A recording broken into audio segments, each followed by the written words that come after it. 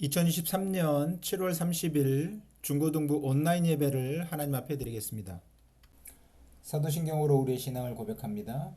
전능하사 천지를 만드신 하나님 아버지를 내가 믿사오며 그 외아들 우리 주 예수 그리스도를 믿사오니 이는 성령으로 잉태하사 동정녀 마리아에게 나시고 본디오 빌라도에게 고난을 받으사 십자가에 못 박혀 죽으시고 장사한 지 사흘 만에 죽은 자 가운데서 다시 살아나시며 하늘에 오르사 전능하신 하나님 우편에 앉아 계시다가 저리로서 산 자와 죽은 자를 심판하러 오시리라.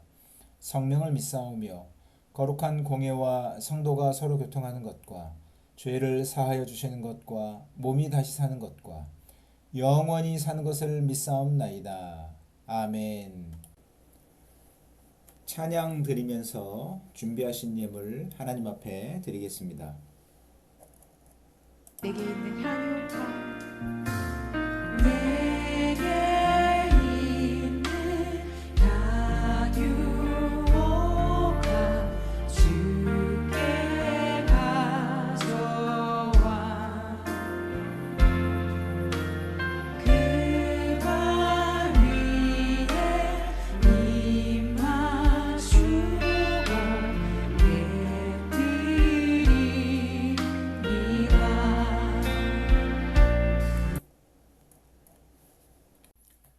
하나님 말씀 보겠습니다. 신약성경 데살로니가 전서 1장 5절에서 10절까지 말씀입니다. 데살로니가 전서 1장 5절에서 10절입니다. 제가 봉독해 드리겠습니다.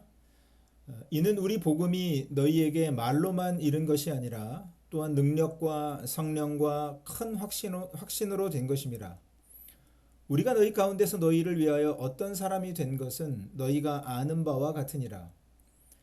또 너희는 많은 환난 가운데서 성령의 기쁨으로 말씀을 받아 우리와 주를 본받은 자가 되었으니 그러므로 너희가 마게도냐와 아가야에 있는 모든 믿는 자의 본이 되었느니라. 주의 말씀이 너희에게로부터 마게도냐와 아가야에만 들릴 뿐 아니라 하나님을 향하는 너희 믿음의 소문이 각처에 퍼졌으므로 우리는 아무 말도 할 것이 없노라. 그들이 우리에 대하여 스스로 말하기를 우리가 어떻게 너희 가운데 들어갔는지와 너희가 어떻게 우상을 버리고 하나님께로 돌아와서 살아계시고 참되신 하나님을 섬기는지와 또 죽은 자들 가운데서 다시 살리신 그의 아들이 하늘로부터 강림하실 것을 너희가 어떻게 기다리는지를 말하니 이는 장래에 노하심에서 우리를 건지시는 예수시니라. 아멘. 그리스도를 본받는 교회, 이런 제목으로 말씀을 나누도록 하겠습니다. 데살로니가 교회에 대한 말씀입니다. 사도 바울이 데살로니가 교회에 이제 편지를 썼습니다. 그 이유는 뭐냐면 교회가 신앙의 확실함과 견고함에 서 있다. 이게 너무 감사했습니다. 그러니까 여러분 사도들의 사역의 큰 기쁨 중에 하나는 뭐냐면 교회가 믿음 가운데 든든히 서가는 겁니다. 그러니까 제가 여러분을 보고 가장 기쁜 것 중에 하나는 뭐냐면 여러분들이 믿음 생활을 열심히 하는 거죠. 자, 그렇게 해서 이제 교회가 신실하게 믿음 생활을 하는 것에 대해서 감사하고 또 여러 가지 많은 어려움들이 있었죠. 그럼에도 불구하고 그들이 더 거룩한 삶을 살 수 있도록 격려하기 위해서 이제 편지를 썼습니다. 그러니까 사도 바울이 데살로니가 지역의 교회를 세우고 거기서 이제 사역을 했는데 유대인들이 너무 괴롭혀서 베레아라고 하는 지역으로 이제 피신을 가야 했습니다. 근데 남겨진 이 교회는 그 지역의 다른 동족들에 의해서 괴롭힘을 당하고 있었습니다. 그래도 교회는 믿음을 잘 지키고 있었습니다. 이제 그것에 대한 감사 그리고 더 신실하게 믿음 생활을 할 수 있도록 편지를 쓴 겁니다. 이제 오늘 말씀을 보시면 사도 바울이 데살로니가 교회 때문에 기도하면서 하나님께 감사했습니다. 그리고 이제 그들을 기억했다 말씀합니다. 그들을 기억했다. 뭘 기억했을까요? 오늘 말씀에는 예수님에 대한 믿음의 역사, 그 다음에 사랑의 수고, 그리고 소망의 인내입니다. 예수님께 대한 그들의 믿음의 역사가 어떠한지, 사랑의 수고가 무엇인지, 소망의 인내가 무엇인지 이런 것들을 기억을 했습니다. 그러니까는 이 데살로니가 교회는 정말로 이 사랑받는 자들로서, 사랑받는 형제들이라 이렇게 표현하고 있습니다. 그러니까 그들의 믿음, 사랑, 소망, 그들 가운데 어떻게 나타났는지를 기억을 했던 겁니다. 특별히 이 사도 바울은 이 데살로니가 교인들이, 이 교회가 하나님께로부터 선택함을 받았다 하는 것을 알고 있다 이렇게 말씀합니다. 그러니까 교회가 하나님께로부터 택함을 받았습니다. 그것을 알고 있습니다.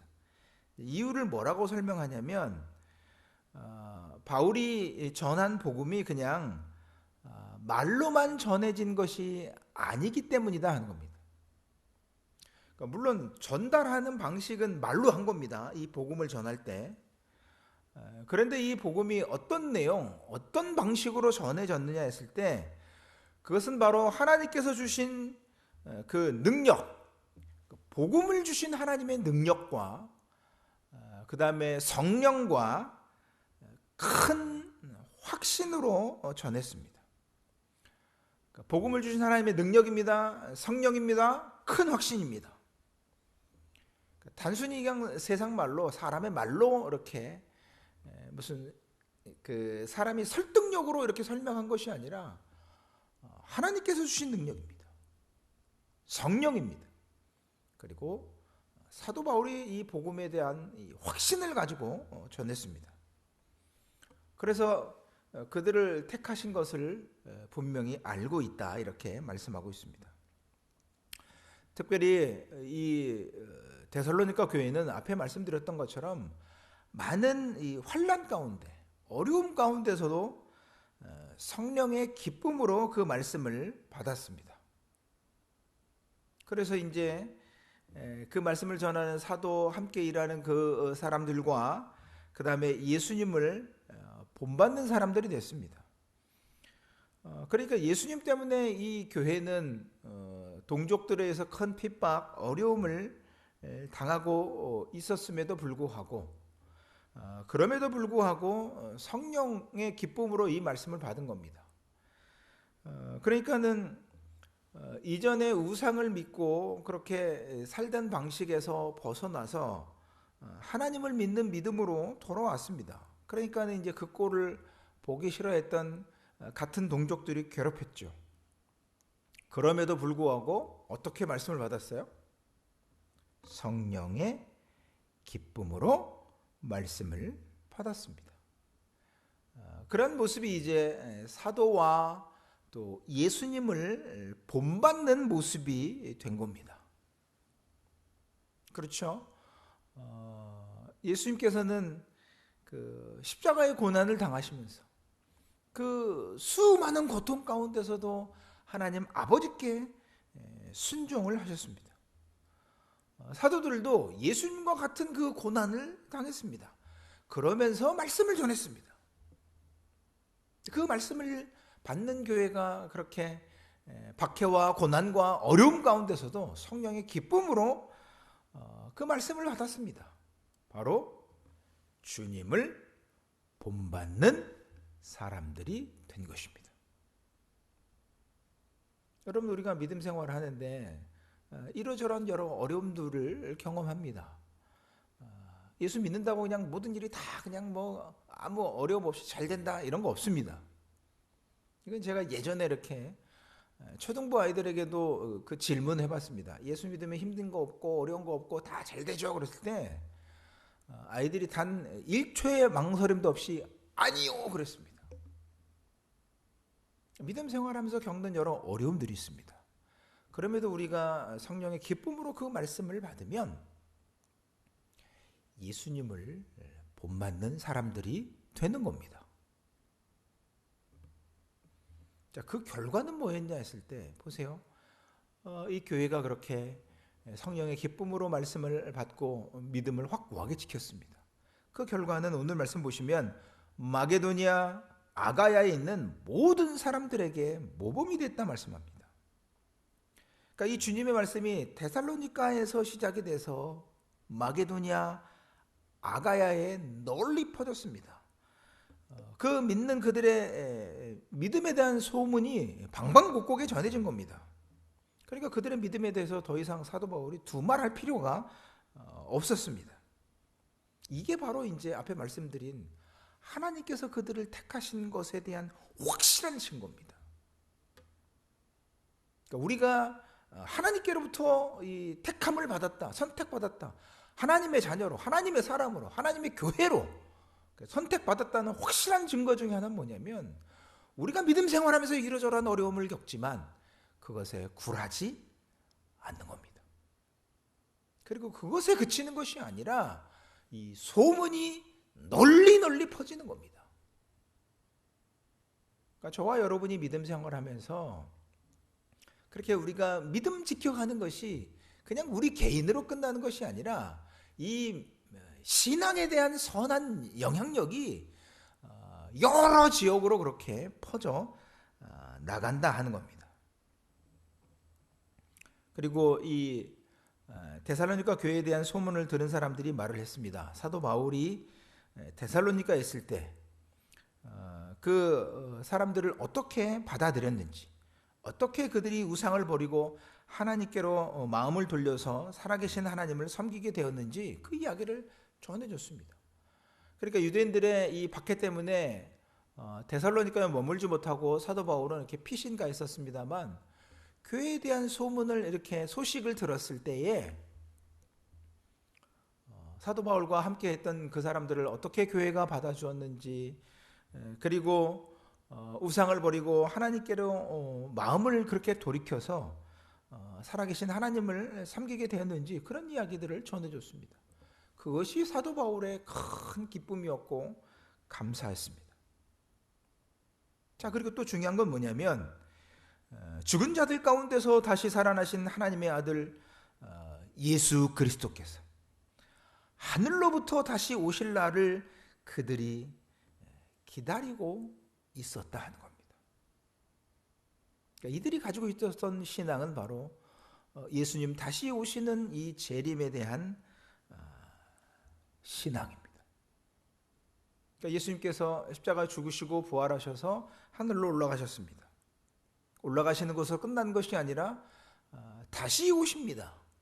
마지막 심판을 위해서 오실 것입니다. 그때 이제 그 주님께서 믿음을 그때까지 신실하게 지킨 자들을 그 심판 가운데서 건지시는 겁니다. 그러니까 데살로니가 교인들은 그 예수님을 소망하며 살았습니다. 자, 많은 어려움 가운데 믿음 지켰습니다. 그 믿음에 대한 소문이 여기저기 퍼지게 됐습니다. 그리고 거기에서 끝나는 것이 아니라 주님 다시 오셔서 그 세상 마지막 끝에 심판하시는 그 날에 자신들을 그렇게 건져주시고 구원해 줄 주님으로 소망하며 살았던 것입니다. 이렇게 교회는 예수님과 사도들이 당했던 것처럼 각 시대마다 그 박해와 위험과 어려움을 겪습니다. 예수님 어떻게 하셨죠?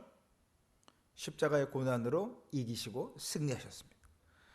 사도들도 그 예수님을 따라서 복음으로 승리했습니다. 그러니까 그 결과 데살로니가 교회도 그랬고 그 결과 교회에 대한 소문이 다양하게 퍼지게 됐습니다. 이 시대에도 교회가 여러 가지 어려움을 겪고 있습니다. 참 가슴 아프고 안타까운 건 교회가 그 역할을 잘 못해서 겪는 이 어려움들이 있습니다. 그거는 정말로 하나님 앞에 바르게 회개하고 돌이켜서야 합니다. 그러니까 그것 말고 우리가 신실하게 믿음 생활하는데 겪는 어려움들이 있습니다. 이 시대에 이 신앙생활하면서 겪는 어려움은 뭘까요? 지금도 여전히 물리적인 어려움들이 있을 수 있습니다만 이 시대의 이 어려움은 어떤 환경적인 상황적인 이런 물리적인 것보다도 우리가 가진 이 믿음에 대한 회의를 품게 하는 겁니다. 무슨 말이냐면 예수님 믿어봐야 뭐 세상에 대단한 거 없다. 예수 안 믿어도 세상에서 뭐 얼마든지 떵떵거리고 산다. 이런 그 세상적인 가치관, 세상적인 기준들이 교회 안에 너무 많이 들어와 있습니다. 그러니까 교회가 가지고 있는 이 고유의 이 특성, 그 가치, 존재 이유, 왜 교회가 이 땅에 있어야 하는가? 우리 자신이 이 땅에 살아가는 그 믿음의 삶을 사는 이유가 무엇인가 하는 것들을 이렇게 자꾸 회의감을 품게 하는 겁니다. 이게 맞는지 아닌지 세상적인 가치와 기준이 들어와서는 거죠. 예수 안 믿어도 얼마든지 뭐 좋은 대학 가고 세상에 출세하고 잘 산다. 그런 가치로 교회를 혼란하게 하는 겁니다. 이 어려움이 있습니다. 그런 상황에서 우리가 믿음으로 부르심을 받았습니다. 그런 거 아니어도 얼마든지 이 시대에 예수님을 나타내는 사람들로 세상의 그런 가치가 아무리 공격해 들어온다 하더라도 그것이 궁극적인 생명이 아니고 그것이 참된 가치가 아님을 우리의 믿음으로 증명해내는 겁니다. 그러할 때 세상은 아무리 그렇게 세상에 출세하고 잘나고 뭐 이렇게 성공하고 그래도 본질적으로 겪는 그 어려움들이 있습니다. 이게 왜 이렇게 해도 행복하지 않지? 이렇게 인간다운 삶을 살지 못하는 사회적인 이런 일들이 일어나지? 그럴 때 예수님 믿는 이 믿음이 모든 인생의 궁극적인 해결임, 믿음의 가치가 무엇인가를 이렇게 증거해 주는 겁니다. 그럴 때 이 교회가 그것으로 살아갈 때 이 시대에 소문이 나는 거죠. 그리고 우리는 우리의 믿음은 거기에서 그치는 것이 아니라 우리 주님 다시 오셔서 온 세상을 심판하실 때 그 심판 가운데서 구원하시고 건지신다는 사실을 기억하면서 우리의 믿음 생활을 하는 겁니다. 이 은혜로 저와 여러분을 이 시대에 불러주셨습니다. 여러분들이 어떠한 어려움, 어떤 힘든 상황이 있다 하더라도 우리 주님을 본받아서 그 믿음으로 살아가고 이 믿음의 본을 보여서 이 시대 가운데 신앙의 선한 영향력을 미치고 주님 다시 오시는 그 마지막 날을 소망하며 신실한 믿음으로 살아가는 저와 여러분 우리 모두의 삶이 되어지기를 소원합니다. 기도하겠습니다. 하나님 감사합니다. 또 말씀을 통해서 교훈해 주시어서 교회가 환난과 어려움 가운데서도 어떻게 시대에 예수님을 따르는 모범이 되는지를 교훈해 주시니 감사를 드립니다. 우리가 신실하게 믿음 생활하여 이 시대의 교회로서 이 사역 가운데 예수님을 따르는 모범이 되어 많은 사람들에게 그렇게 칭송받는 교회로 살아가는 저희들 되게 하여 주시옵소서. 그 모든 것들을 통해서 하나님께서 영광 받아 주시옵소서. 감사를 드리며 예수님 이름으로 기도드립니다. 아멘. 이제는 우리 구주 예수 그리스도의 은혜와 하나님 아버지의 사랑하심과 성령님의 교통하심이 주신 말씀을 따라서 신실한 믿음으로 살아가기 원하는 모든 주의 자녀들 머리 위에 이제로부터 영원까지 항상 함께 계실지어다. 아멘. 삶의 예배를 드리는 여러분들의 생활이 될 수 있기를 바랍니다.